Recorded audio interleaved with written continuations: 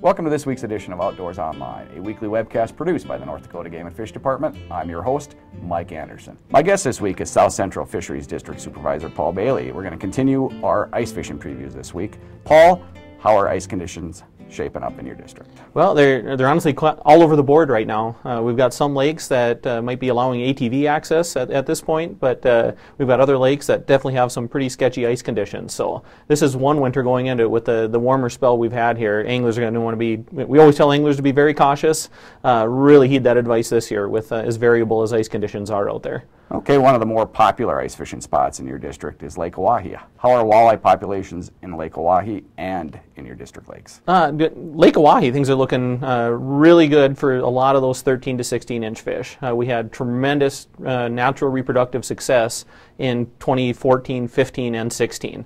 So those fish now are kind of stacking up. So honestly, anglers shouldn't be hesitant at all to take some of those fish home now. Lake Oahe is a place that we have pretty consistently in the past dealt with some forage issues, and keeping a dense population of walleye like that fed is always a concern. So anglers shouldn't feel guilty about taking some of those fish home this year. Okay, how about your district lakes? That's where I guess we've got probably better opportunity in our district lake fisheries than we've ever had walleye-wise. We've got some tremendous populations out there that I know anglers are definitely chomping at the bit to get after this year. If they produce as well ice fishing-wise as they did in the open water season, anglers should be pretty optimistic.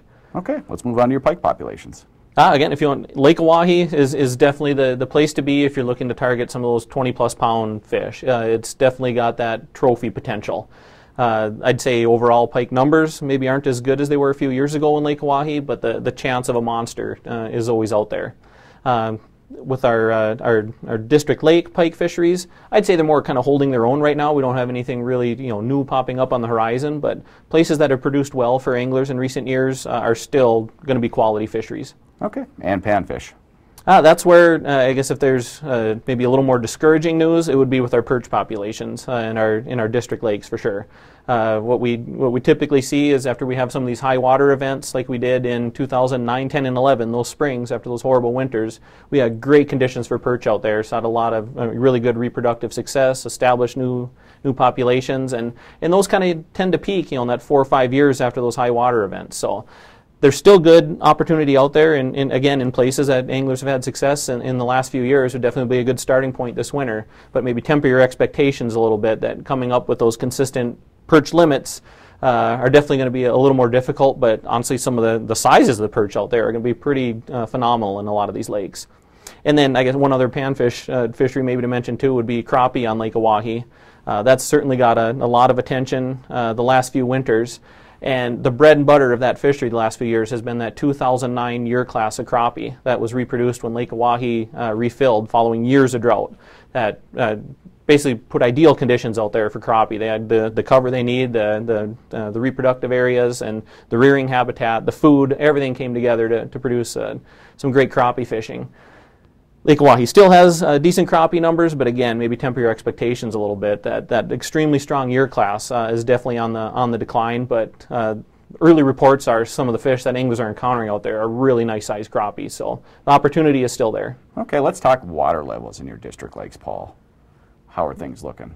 We're not, I guess, looking fantastic out there right now. We haven't dealt with a lot of winter kill these last few years. Access is still pretty good, but I think we're kind of on that teetering point that if we get a hard winter with the lake levels that have declined throughout a lot of our district lake fisheries, especially, that winter kill is becoming a growing threat. So we'd love to see some good runoff this spring, but we'd like that snow to come late, where if we get some early snow conditions here that prevent that light penetration into our lakes, that's going to increase the threat of winter kill on top of the low water levels that we already have. So what we'd love to see is a nice wet kind of late March, early April to recharge some of these fisheries because they certainly need it. Okay, overall in the South Central District, how is ice fishing going to be? I guess I'm very optimistic. If Mother Nature allows anglers to get out there and access remains good, anglers should be very optimistic. A lot of good information, Paul. Thank you. Right, thank you. Joining me now is Missouri River Fisheries Supervisor Dave Frieda. Dave, usually the big lake doesn't freeze up till late December or early January. Lake Skakawea, that is. Yeah, typically the main lake down toward the dam, it's typically toward the end of December, early January when it freezes. The upper end of the reservoir already has fishable ice in places. This summer, fishing on Lake Skakawea was, again, very good for walleyes. Yes, it was extremely good. We had a lot of effort and a lot of success among anglers and lots of fish and very good size quality too. Okay, will that carry into the ice season, ice fishing season? It should, especially the upper portion and middle portion of Sakakawea can be pretty good ice fishing. The lower reservoir tends to be spottier winter ice fishing. It's a little tougher bite typically, but no, the walleye population's in excellent shape. Okay, let's move on to northern pike. The pike population numbers overall are trending down somewhat. The big boom we had like after the drought ended in late 2000s, those pike are starting to decrease in number, but the size is there. There's a lot of nice trophy size pike in the population now. Overall, how is ice fishing going to be on Lake Sakakawea? It should be a good year. The fish populations are definitely there. We've never had more walleyes in the system than we have right now. Good size structure on them, and they're in good condition. And the pike, there's still good numbers of trophy size pike. It's not really ice fishing, but the tail race is open pretty much all year round. Yeah, unless it gets extremely cold, the ramp is usually open most of the winter. It can be kind of icy getting in and out. There's some effort goes on down there, and there is some people shore fish throughout the winter. It can be good, but it is a fairly dangerous spot to shore fish when it's icy this time of year on the rocks and things like that. But there can be some very nice fish caught this time of year. A lot of good information, Dave. Thank you. Joining me now is Southwest Fisheries District Supervisor Jeff Hendrickson. Jeff, how are ice conditions shaping up in your district? So far the ice is thin yet. It's getting better. There's a few people venturing out, but it's got to be careful right now. Sure. Take an ice pick and check the ice before you get out Yeah, too far. yeah. Okay, let's move into fish populations. How are the walleye populations in your district? Walleye populations are pretty good in Heart Butte. Little on the small side, but there's some bigger ones that we had. Patterson Lake, they're good. Bowman Haley, not very abundant, but nice walleye. Indian Creek, the usual, catch anything from a pound to 10 pounds in there. North Lemmon has a really good walleye population in it right now. Jeff, let's move on to your northern pike populations. Okay, northern pike are good, doing good in Heart Butte Reservoir, Patterson Lake, Bowman Haley, your Gascoyne Lake, Larson Lake in Hettinger County is a good one. Let's move on to some of your panfish lakes. Yeah, panfish are, they're doing pretty good in most of the lakes in the southwest. Camel's Hump, they're pretty good. Odland Dam, Sheep Creek, always good in Sheep Creek, as far as bluegills. Patterson Lake, really nice bluegill population, abundant and large bluegills there. Okay, let's talk about the Raleigh Reservoir. What, 2-3 years ago you eradicated it? Yeah, that one we eradicated the northerns about 3 years ago.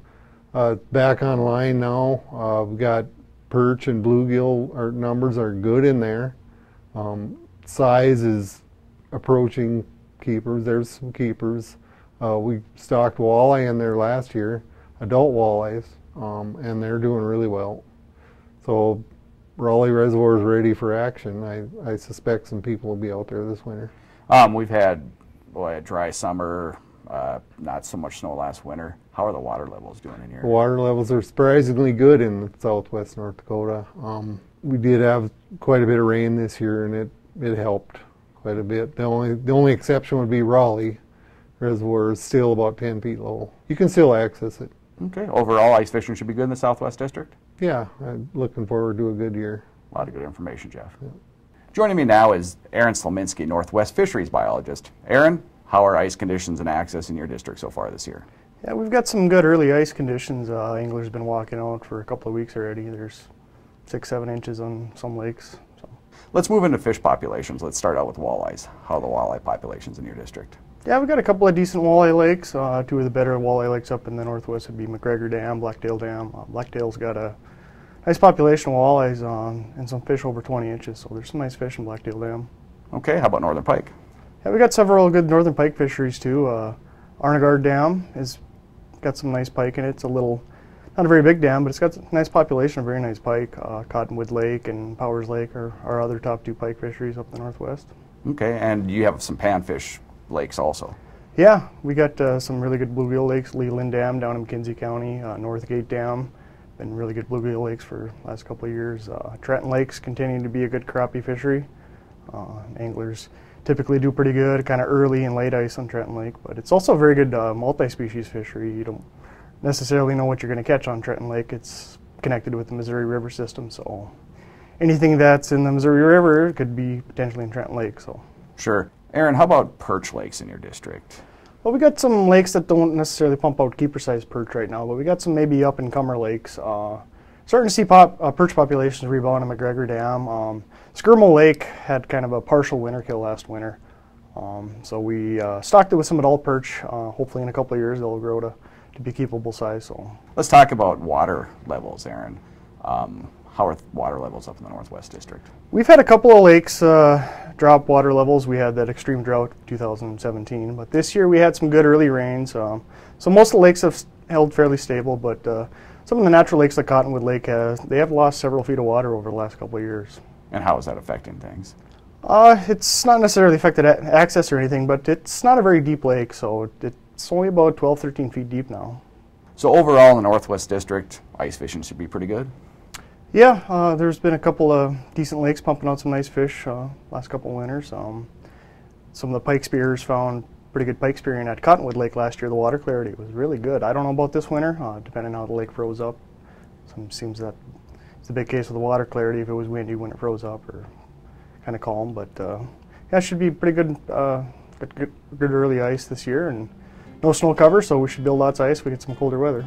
Okay, a lot of good information. Thank you. Thank you. For rules and regulations on fishing in North Dakota, pick up a 2018 to 2020 North Dakota Fishing Guide or go to the Game and Fish website at gf.nd.gov. For the Fisheries Division here at Game and Fish and the rest of the staff, thanks for joining us for this week's Outdoors Online. We'll see you again next week.